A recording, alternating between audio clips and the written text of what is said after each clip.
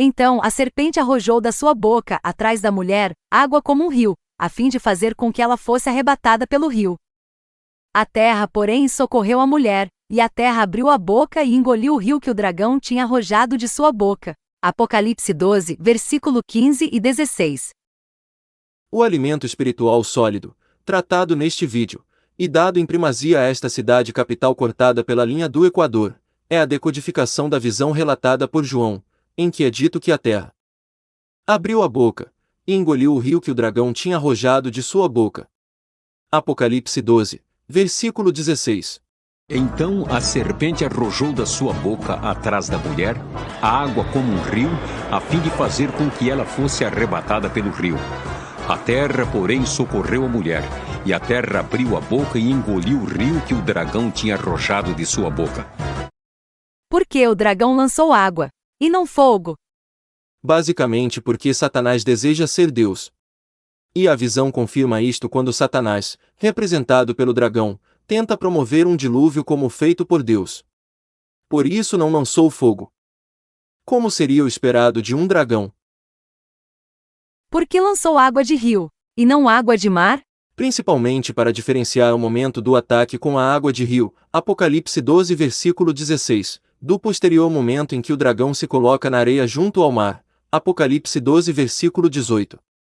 Aguardando a besta que subirá do mar, Apocalipse 13 versículo 1. O que representa a água de rio per si? A água de rio, por si só, em um contexto heróico, testifica o ato de bravura. Este foi o contexto heróico profético que levou Davi ao ribeiro antes de enfrentar Golias, 1 Samuel 17 versículo 40.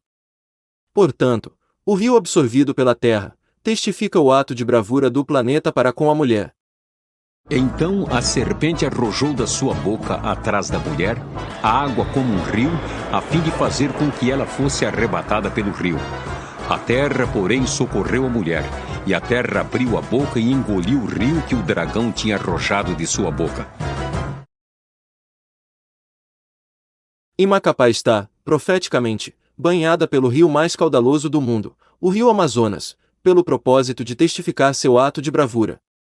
Afinal, a capital cortada pela linha do Equador vem abrindo sua boca ao socializar revelações que colaboram para dar fortaleza à mulher, preparando-a para tempos difíceis. Mulher que, neste contexto, é uma representação de igreja. Fácil o meu endereço, vá lá quando o sol se pôr, na esquina do rio mais belo, com a linha do Equador. Qual profecia bíblica encontra confluência com a ação da terra em abrir a boca? A visão da terra abrindo sua boca, para salvar a mulher, está em confluência com a promessa de que nos últimos dias Deus derramaria seu Espírito sobre nós, conforme Joel 2, versículos 28 e 29. E para compreendermos que a interpretação da visão do ato heróico da terra, Apocalipse 12 versículo 16, está em confluência com a promessa do derramar do Espírito, Joel 2 versículos 28 e 29. Antes é necessário compreender que Jesus pode ser, simbolicamente, representado como um segundo, sob uma determinada tríade. Por exemplo, Jesus está representado por um segundo na tríade Abraão, Isaque e Jacó, onde Jesus está representado por Isaque tanto pela referência da segunda geração, como pelo arquétipo do filho. Isaque. Jesus. Ser dado em sacrifício pelo próprio Pai. Abraão. Deus.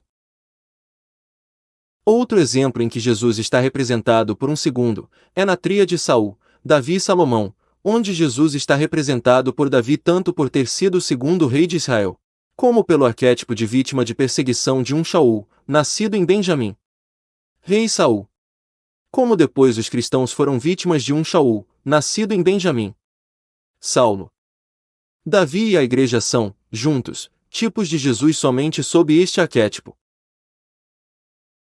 Por fim, em Apocalipse 12 também temos uma tríade. A tríade está no Sol, Lua e Terra, cuja singularidade dos astros está na individualidade. Ou seja, as 12 estrelas também citadas em Apocalipse 12, ainda que sejam astros, não preenche o requisito individualidade, que a tríade Sol, Lua e Terra possui. Portanto, na tríade Sol, Lua e Terra de Apocalipse 12, Jesus está representado pela Lua tanto por ser o segundo astro da visão, como também pela Lua projetar a luz do Sol em nós. Bem como Jesus projeta a luz de Deus Pai em nós.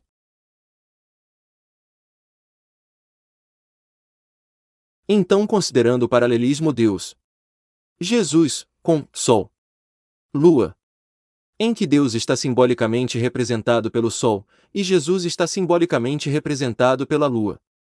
O Espírito Santo, por dedução, está simbolicamente representado pelo planeta Terra. Logo, o terceiro astro está alinhado com o terceiro da tríade, Pai, Filho e Espírito Santo. Portanto, o profetizado derramar do Espírito Santo de Joel 2, versículos 28 e 29, está em códigos na visão de Apocalipse 12, versículo 16. Ou seja, está no socorro dado à mulher, à Igreja, pelo planeta Terra. Isto é, pelo terceiro astro da tríade, Sol, Lua e Terra, que, por sua vez, está em paralelo com o terceiro da tríade Pai, Filho e Espírito Santo. Mas a profecia de Joel 2 não se cumpriu em Atos 2. Atos 2 faz, sim, uma referência à profecia de Joel 2. Porém Simão, também chamado Pedro, por receber revelação de Deus, Mateus 16, versículo 17, não afirmou em Atos 2 que a profecia estava se cumprindo em sua totalidade, mas demarcando seu início. E agora, no derradeiro, o Espírito Santo, ou a terra simbolicamente, vem abrindo a boca? Ou seja, vem sendo derramado sobre nós como em Atos 2? Sim. O Espírito Santo vem sendo derramado sobre nós. Ainda que não haja um reconhecimento massivo, ele vem agindo até para demarcar que estamos nos derradeiros dias antes da volta de Jesus. Uma ação do Espírito Santo que demarca estes derradeiros dias é a capacitação dada à Igreja para falar línguas estrangeiras. Ou seja, bem como aconteceu no princípio, em Atos 2, quando alguns servos de Jesus, pela capacitação dada pelo Espírito Santo, falaram em línguas estrangeiras, agora, também, semelhantemente, está ocorrendo para testificar a proximidade da volta de Jesus.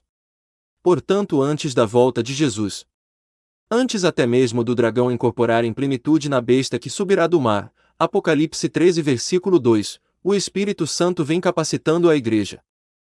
Em primazia os macapaenses, ou seja, os interioranos do Brasil que hoje representam os galileus de Atos 2. Para abrir a boca e falar que Pai é pago, em inglês.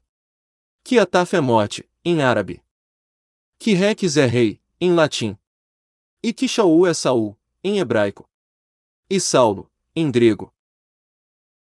Para o resto do Brasil, que Deus tem um propósito especial nesta terra chamada Amapá. Nós não estamos no meio do mundo. Deus nos colocou no meio do mundo, no coração desse mundo. Nós dividimos o planeta. Isso não é pouca coisa. Talvez seja pouca coisa para alguns evangélicos, mas isso não é pouca coisa para o esotérico, para o espiritualista. Isso não é para os magos. Isso não é pouca coisa. Então Deus nos colocou no centro dessa terra com um propósito.